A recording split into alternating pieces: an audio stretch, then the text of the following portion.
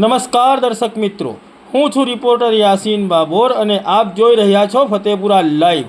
આજના મહત્વના સમાચારની વાત કરીએ તો પહેલગામમાં થયેલા આતંકવાદી હુમલાના વિરોધમાં ફતેપુરા મુસ્લિમ સમાજે મૌન રેલી યોજી આતંકવાદીઓને કડકમાં કડક અને સખતમાં સખત સજા અપાવવા માટે ફતેપુરા મામલતદારને આવેદનપત્ર આપી રજૂઆત કરી।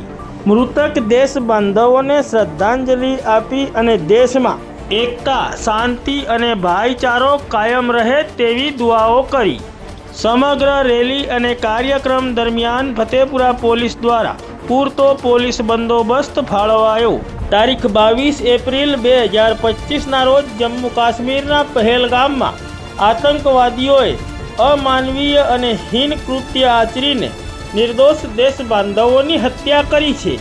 આ આતંકવાદી હુમલાના વિરોધમાં ફતેપુરા મુસ્લિમ સમાજ દ્વારા મૌન રેલી યોજવામાં આવી હતી અને આ આતંકવાદી ઘટનામાં સંડોવાયેલા તમામ આતંકવાદીઓને ઝડપી લઈને તેઓને કડકમાં કડક અને સખતમાં સખત સજા અપાવવા માટે ફતેપુરા મામલતદારને આવેદનપત્ર આપીને રજૂઆત કરી હતી અને મૃતક દેશ બાંધવોને શ્રદ્ધાંજલિ આપી હતી અને દેશમાં એકતા, શાંતિ અને ભાઈચારો જળવાઈ રહે તે માટે અલ્લાહને દુઆઓ કરી હતી।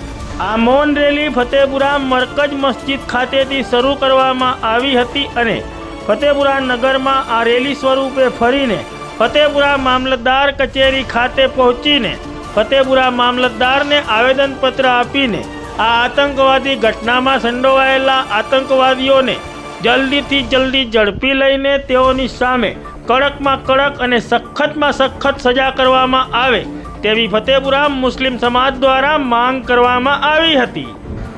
જમ્મુ કાશ્મીરના પહેલગામમાં થયેલા આ અમાનવીય અને હીન આતંકવાદી હુમલાને ફતેપુરા મુસ્લિમ સમાજ દ્વારા સખતમાં સખત શબ્દોમાં વખોડવામાં આવ્યો છે અને ઘોર અને આકરા શબ્દોમાં આ ઘટનાની નિંદા કરવામાં આવી છે।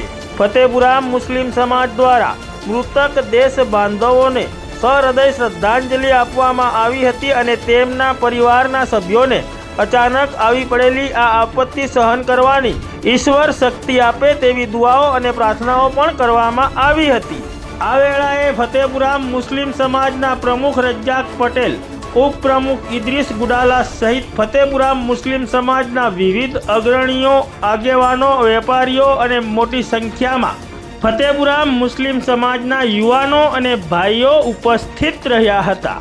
આ સમગ્ર રેલી અને તમામ કાર્યક્રમો દરમિયાન ફતેપુરા પોલીસ મથકના પીઆઈ જે.એમ. ખાટની આગેવાની હેઠળ ફતેપુરા પોલીસ દ્વારા જરૂરી, પૂરતો અને ચુસ્ત પોલીસ બંદોબસ્ત ફાળવવામાં આવ્યો હતો।